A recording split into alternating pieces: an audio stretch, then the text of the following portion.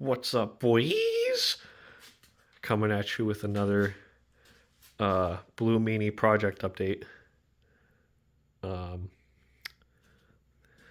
got my headers in from Summit Racing. They're Headman headers, ball and socket flange type.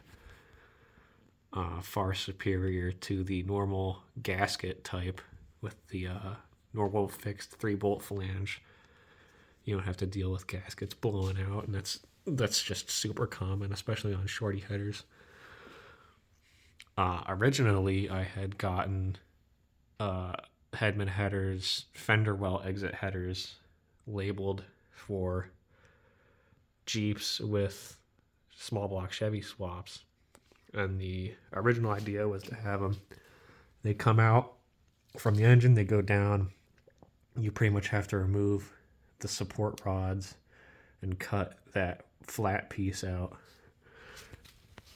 And then it would come out right about here. And then I was going to run Flowmaster Flow Effects mufflers and just hang it up and have it come out the sides. Well, when I went to put those fender well exit headers on, they did not fit. I'm not sure 100% why. I imagine it has something to do with my engine mount style. These are the engine mounts from engine mount brackets and everything from Advanced Adapters or Novak Adapt, one of the two. It's a weld-in type, obviously. I know there is a bolt-in type where you drill a hole in the shock tower brackets on the frame, and it's like a cradle, but those limit your options for oil pans. I don't think it would make a difference with the Y-end oil pan that I'm running, but it's just something to look out for.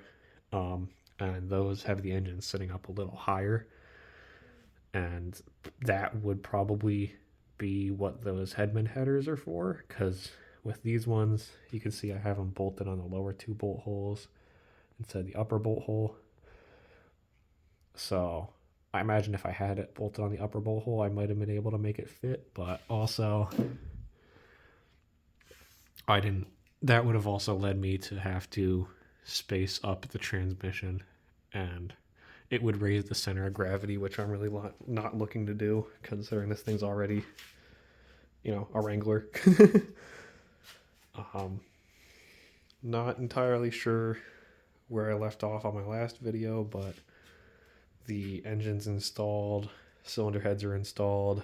I got the camshaft, rocker arms, push rods installed, water pumps obviously installed. This engine is pretty much just missing oil, a radiator, an alternator, and a distributor, and wiring. And if it had all those things, I would be able to fire it up right now, and a starter. But I have a very short list of things to get for this engine to be able to run it. The most expensive being the radiator. I'm looking to get this thing running this spring, which I seem to be on track for. I'm saying a lot. I got my fenders back on, got my hood latches back on, all the hood hardware, cowl vent. I got my half door on. The other half door is gutted, so I can't put that on, but I'm gonna put it back together eventually and put it on, because that's the final product for this thing. Is I'm gonna be running the half doors rather than the full doors, because they look infinitely cooler.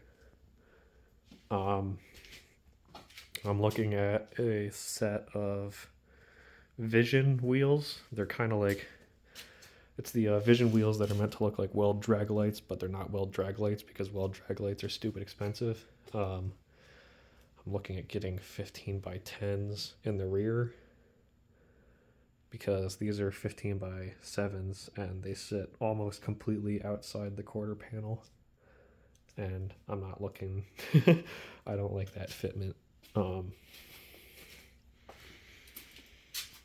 I might run these wheels for like the test drive period, but I'm not going to be running them for anything longer than that because these front tires are completely bald, and this one front tire loses air. These were the wheels that were on my 76 Nova when I got it, and the front wheels are what was on the rear of the Nova. So the burnout tires, basically. You could see I got my little gauge pod set up on the dash. My rebuilt non-tilt Jeep steering column is sitting waiting to go in. Before I can put that in, I want to do the wiring and everything for it. I have to get the wiring harness. I'm just going to get one of those universal hot rod wiring harnesses off Amazon that DD Speed Shop uses, because that's much more preferable to modifying my 91 Wrangler factory harness for this thing, because 1991 is a 1 year only engine and body harness for various reasons. But so, you know, if I wanted to, I could sell it for a good amount of money. Here, I'll try and put you guys under the car. You can see my exhaust solution isn't very amazing. The mufflers aren't hung up to the body or anything. Right now, they're kind of just sitting. But if you can see, it's going, sorry about that. If you can see, it's gonna pretty much dump out right in front of the axle tube. So that'll be pretty cool. Hopefully it sounds good. This is honestly not my first choice for exhaust. I really wanted those fender well exit headers, but they just didn't work out.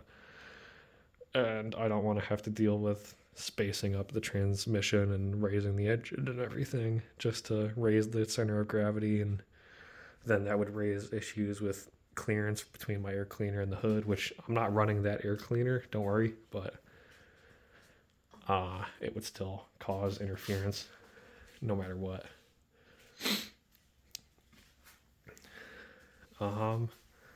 Yeah, I mean, that's pretty much it. I got the fuel tank sitting there. I have to modify my sending unit and everything because this is where the EFI fuel pump would have gone, and then it comes down to here where this is where the pickup sock sits.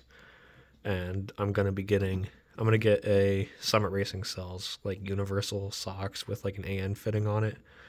And so I'm going to run rubber hose from there to the normal tube, and then I'm going to run either a clacker pump or a mechanical fuel pump on the engine, one of the two. Probably a clacker pump, just because, you know, that makes it a little easier for cold starts and everything. You can see I got my torque converter sitting out of there. I'm not hooking up the transmission until I get the engine broken in. I want to do the engine break-in before anything else. I obviously have to get a drive shaft made and everything, so I can't hook up the transmission and fill it with fluid until I have a drive shaft in it. And that's going to just be a really long wait because I got to, you know, wait to pay off some bills and afford that. But I also really want to hear this thing run because, you know, it's been a year and a half since this car has run, and this engine hasn't run in almost a year. So it'll just be one of those fun little things. You could see I got a ton of this blue overspray on my fender caps, but honestly, I'm not too worried about it. I mean, you can see this one's got deep scarring from where I took a whiz wheel to it. It's not really that big of a deal. If anything, I'll just mist over it with more black spray paint.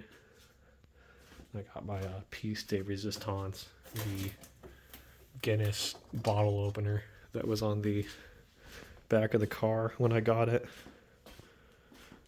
I mean, I don't know if this is like a factory item or what, but it was sitting right there. actually going to put that on right now. Yeah, this thing's coming along pretty good. Like I said, I'm on track to have this engine running by the springtime, at the latest, like probably May.